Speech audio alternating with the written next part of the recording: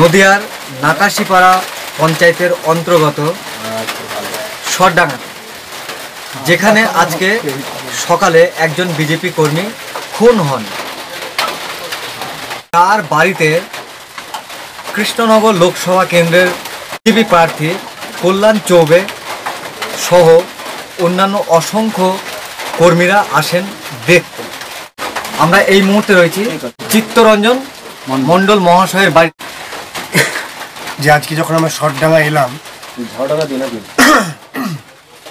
নাকাশিপাড়া থেকে, মাঝে একটা ছাড়িগঙ্গাকে পার করে নৌকার মাধ্যমে যখন হৃদয় রাজওয়ারের পরিবারকে আমরা সমবেদনা জানিয়ে ফিরছি, হঠাৎ ভীষণ কালবৈশাখী ঝড় এবং বৃষ্টিতে আমরা পথে আটকে যাই। আমাদের সাথে প্রায় শখানেক ভারতীয় জনতা পার্টির কর্মী ছিলেন, সমর্থক ছিলেন। তো প্রথম নৌকাটা যখন যায়, সেই সময় নৌকাটা আটকে যায়। এত দুর্যোগের মধ্যে কচুরিপানায় আটকে যায় এবং এত হাওয়ার তেজ, যার ফলে নৌকাটা দিকভ্রষ্ট হয়ে যায়। আর বাকিরা আমরা এই পারে দাঁড়িয়ে থাকি। তার মধ্যে আমার কর্মী বন্ধুরা অনেকেই অসুস্থ হয়ে পড়েন, আমিও কিছুটা অসুস্থ হয়ে পড়ি, ঠান্ডায় কাঁপুনি লেগে যায়। এই অবস্থায় প্রায় 1 কিলোমিটার হেঁটে নদীর পাড় থেকে চিত্তরঞ্জন মণ্ডল মহাশয়ের বাড়িতে আমরা আশ্রয় পাই। তিনি এবং তাঁর স্ত্রী বাসন্তী মণ্ডল এই চরম দুর্যোগের মধ্যে, আমরা প্রায় এখন 36-37 জন রয়েছি, তাদেরকে আমাদের আশ্রয় দেন। আমার গায়ের চাদরটি পর্যন্ত চিত্তরঞ্জন মণ্ডল মহাশয়ের জামা ভিজে গেছে, প্যান্ট ভিজে গেছে। আমার যত সহকর্মীরা রয়েছেন তাদের প্রত্যেককে চাদর, লেপ, কাঁথা ইত্যাদি দিয়ে তিনি গৃহস্থের দায়িত্ব পালন করেন। শুধু তাই নয়, আমরা মুড়ি, তেল, চানাচুর, লঙ্কা তা দিয়েও তিনি আমাদের সেবা করেন। আমাদের ধর্মে বলা হয়েছে যে অতিথি দেবো ভব। সত্যি এটা মানতে হবে চিত্তরঞ্জন মণ্ডলের আতিথেয়তায়। আজকে যদি তার ঘরটি না থাকতো, আর যদি তিনি না থাকতেন, তাহলে আজকে হয়তো এই তুমুল ঝড় বৃষ্টিতে আমাদের মধ্যে কেউ প্রাণেও মারা যেতে পারত।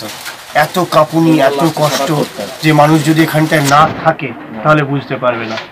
ঈশ্বরের কাছে প্রার্থনা যে চিত্তরঞ্জন মণ্ডল এবং তার স্ত্রী, তার সংসার সুখে থাকুক, আমাদের প্রাণ বাঁচানোর জন্য। সুস্থ হয়ে পড়েন কোনো মা, যদি সন্তান সম্ভব বা মায়ের যদি প্রসব বেদনা আসে, বা যদি কারোর কোনো শরীর খারাপ হয়, তাহলে তাকে এখানে বসে বসে মৃত্যুর অপেক্ষায় দিন গুনতে হবে। কারণ যে দুর্যোগ, এখান থেকে বলতে গেলে পৃথিবীর যোগাযোগ বিচ্ছিন্ন মাঝখানের একটি ছাড়ি নদীর জন্য, ছাড়ি গঙ্গার জন্য। আমার মনে হয় বিনীত প্রার্থনা থাকবে, যদি আমি এই অঞ্চল থেকে প্রতিনিধিত্ব যেহেতু করছি, এই কেন্দ্র থেকে যেহেতু আমি প্রতিনিধিত্ব করছি, আজকে আমার চরম অভিজ্ঞতা যে এই দুর্যোগের মধ্য দিয়ে আমি একটা অভিজ্ঞতা উপলব্ধি করতে পারলাম যে নদিয়া জেলার মানুষ কতটা কষ্টে রয়েছে। 365 দিন তাদের এরকম দিনের মধ্যে কাটাতে হয়, এই সমস্যার মধ্যে। আমি একদিনে উপলব্ধিতে তা বুঝতে পারলাম। তৃণমূল যে উন্নয়নের কথা বারবার বলছে, এখানে এসে কি আপনি সেই উন্নয়নটা দেখতে পেলেন? দেখুন, আমি যদি বিজেপি প্রার্থী হয়ে বলি, তাহলে অবশ্যই সেখানে পক্ষপাতিত্বর অভিযোগ আসতে পারে। আমি অনুরোধ করব সাধারণ দর্শকদের, যারা এই ভিডিওটি দেখছেন বা দেখার সুযোগ পাচ্ছেন, তারা আসুন একদিন সরডাঙ্গাতে। তারা এসে দেখুন যে মানুষ কি অবস্থায় রয়েছে।